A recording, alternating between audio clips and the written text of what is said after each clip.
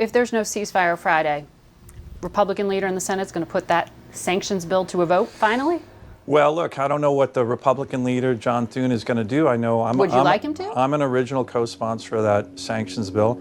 I think what we've been doing right now, Lindsey Graham's been leading the charge, doing a great job, which is coordinating with the White House. But the president has already threatened sanctions against India. I think soon they should be threatening sanctions against China. They're a huge secondary buyer as well. Even as those negotiations over a trade deal are ongoing, you think the president would do that? Look, I think with regard to the buying of oil and propping up the Putin war machine, the answer is yes. But we are trying to coordinate, and I think we're doing a good job with Leader Thune and Lindsey Graham on that sanctions bill, which has over 80 co-sponsors. And look, there might be a time when the White House needs that. There's as you know, ongoing litigation over the tariffs, and having Congress pass legislation with regard to the tariffs makes that much more stronger from a legal perspective. But I think continuing to coordinate with the White House and when and how to do that with our leadership at this moment is the right approach. So the president has also spoken about the opportunities that might exist from a business perspective with Russia. The Telegraph was reporting offering Putin a chance to invest in the natural resources off of Alaska's coast in the Bering Strait. Are you comfortable with that? Well, look, we have plenty of American investors and our allies who want to invest in Alaska's natural resources. We're having a boom here. We don't need Russian investment. We don't need Russian money. They're a competitor of ours when it comes to energy and natural resources and critical minerals. So I doubt that's on the table, and I would not support that. Your colleague. By the way, just on that point, though, a contrast. You might remember last time I was on your show, we talked about the Biden administration. I want to talk about this with this great state of ours shutting us down. Right? I mean, that was 70 executive orders to shut down, exclusively focused on Alaska, shut down our resource development economy. As I mentioned when I was on your show last year, our own federal government, the Biden administration, sanctioned my state more than they sanctioned Iran. What we're seeing with President Trump and his administration is a complete 180 on that.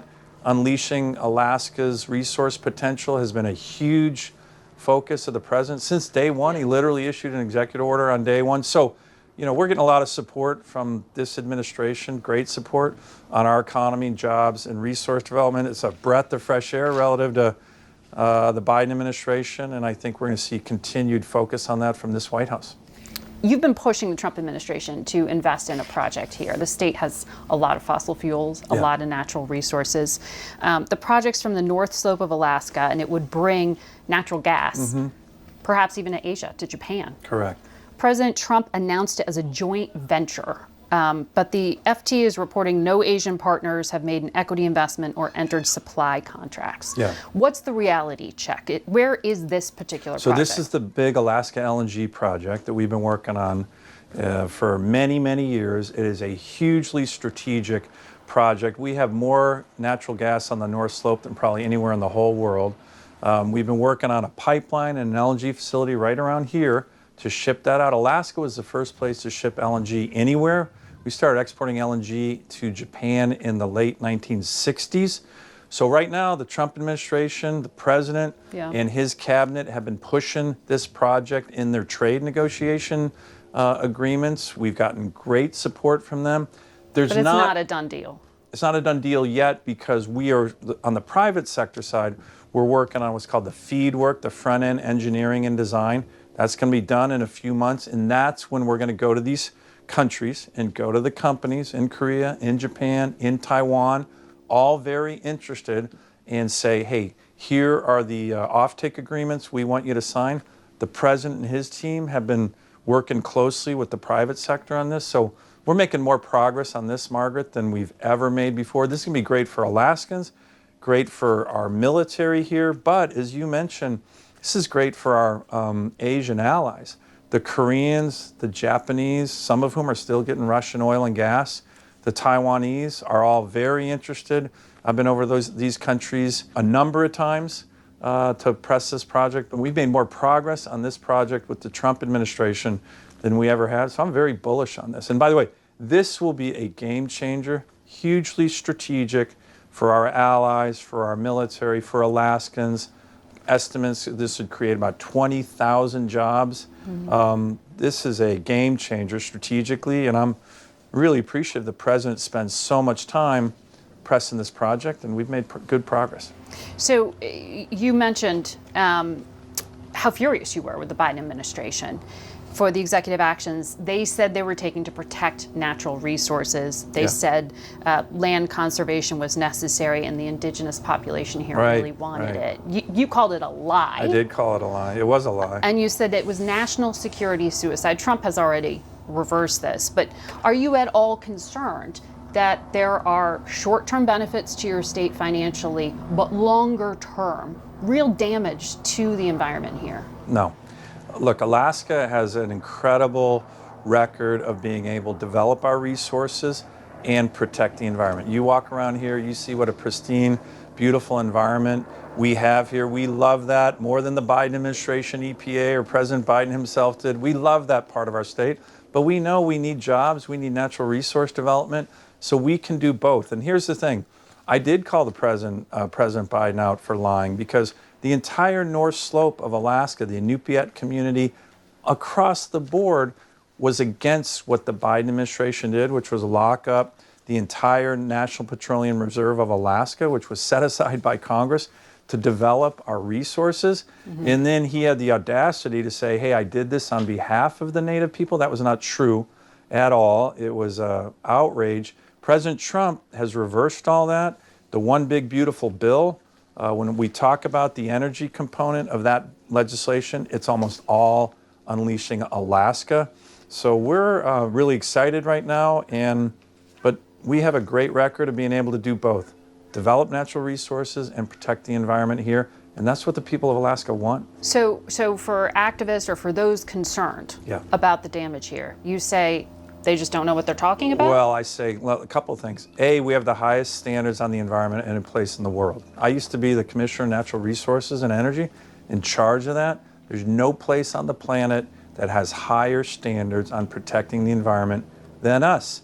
And if we need American energy, why would we go, like the Biden administration did, begging from Iran, Venezuela, places that have no environmental standards, when you can get it from America, from American workers, with the highest environmental standards any place on the planet? And secondly, and this is something I really try to emphasize, I emphasized it with Secretary Kennedy when he was in town here a couple of weeks ago.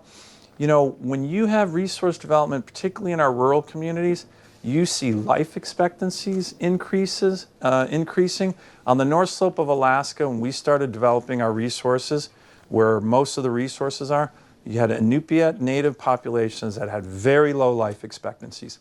In 25 years, they increased their life expectancy by almost 13, 14, 15 years more than any other place in the country during that period, because they got good jobs, because they got hospitals, because they got clinics, because they got flushing toilets and running water.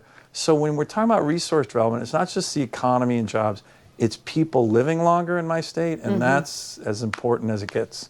So I want to ask you a little bit more about national security and then talk a little bit more local if we could. So in this region, the Arctic is of supreme concern from a national security perspective. The ice is melting.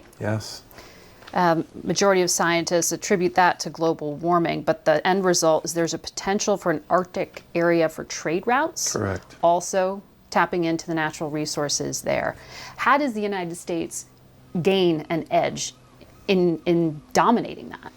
Well, look, it's a great question. It's really important. You're mentioning trade routes that are opening up. We've already talked about natural resources, which are huge up in the Arctic. And what we need to do is recognize that we're an Arctic nation. We're an Arctic nation because of Alaska. And look, this has not always been a priority of previous administrations. When I first got to the Senate, I remember holding up the Obama administration Arctic strategy with the Secretary of Defense, slamming it down on the dais, saying, Mr. Secretary, this is a joke.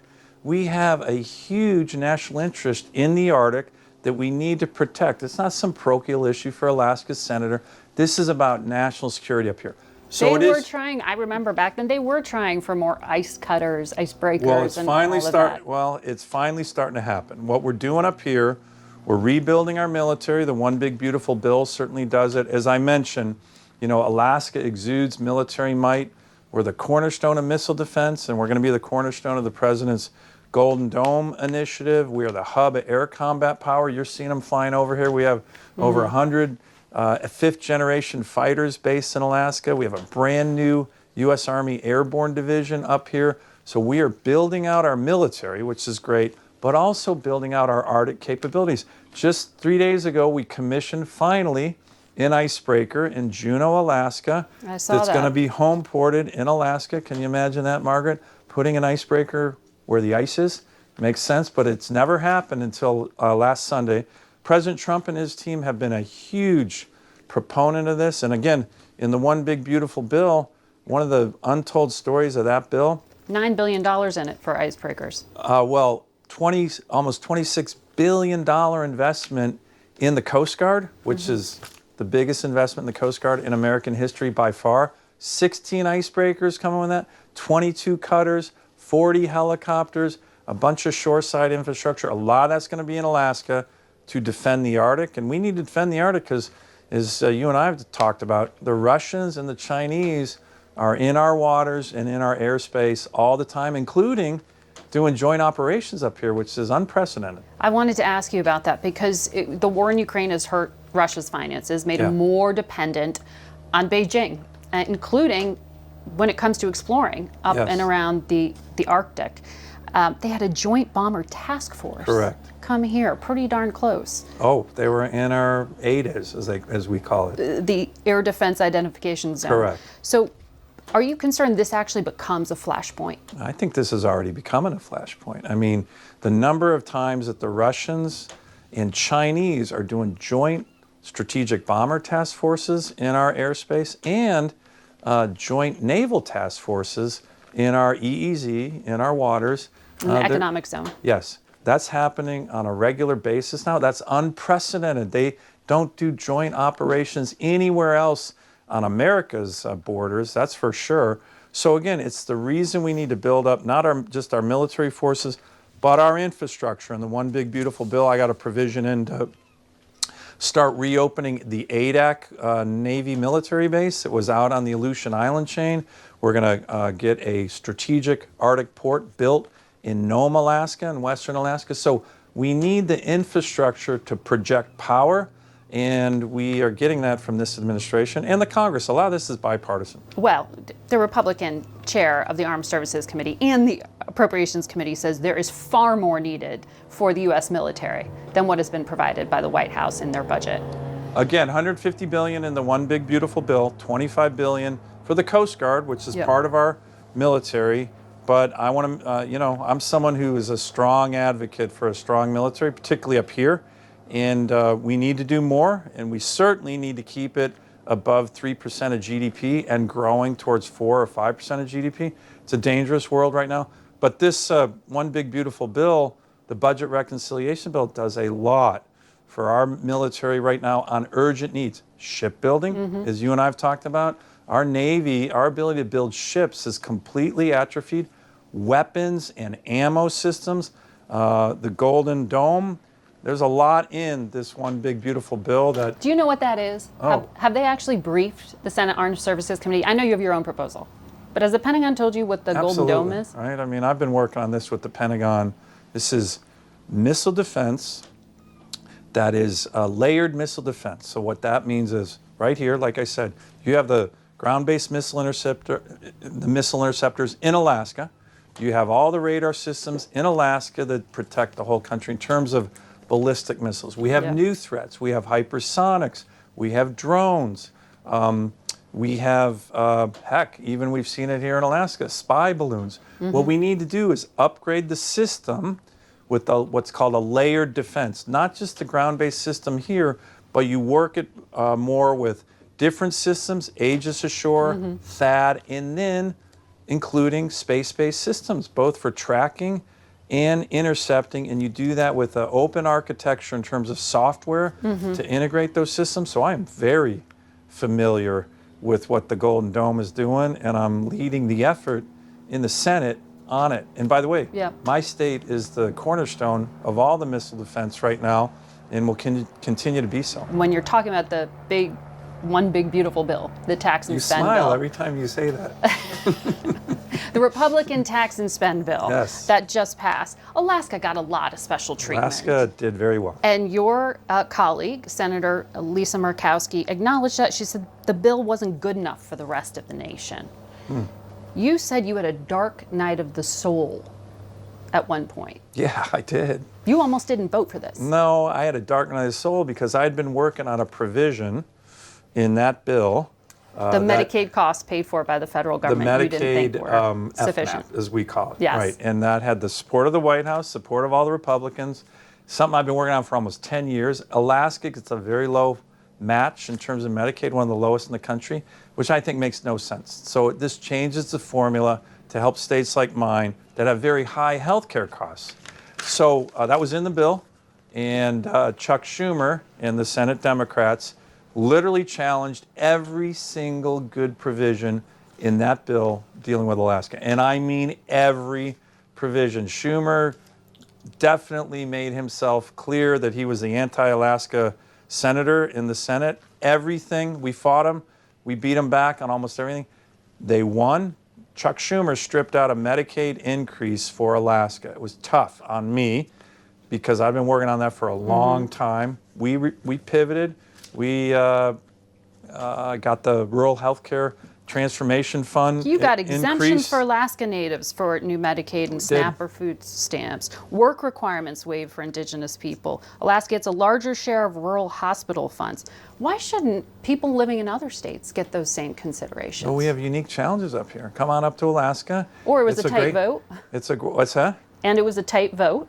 Well, Alaska had a lot of leverage there. It's called good legislating. But what about the rest of the country? You acknowledge there are flaws. I'm first and foremost the senator for Alaska. But I care about the rest of the country too, which is why I focus a lot on energy, a lot on our national security, a lot on border security. I care a lot about the border security in the southern part of America. So, all senators do that. They take care of their own state. They legislate to help their constituents. My constituents have unique needs, but we also bring a lot to the table for our great country. Like I said, we're protecting the whole country in terms of missile defense right now. We have a huge military up here that we love that is protecting our interests in the North Pacific, in the Arctic, and we are unleashing American energy, which of course helps Alaska, but it helps America. When Alaska is doing well on energy issues, on critical mineral issues, that helps my constituents, but it helps the country, and that's again why I'm so appreciative of the president and his team on recognizing that. The Biden guys, all they wanted to do was shut us down, close off our state. That didn't help anybody. All that helped was the Russians and the Iranians and the Venezuelans.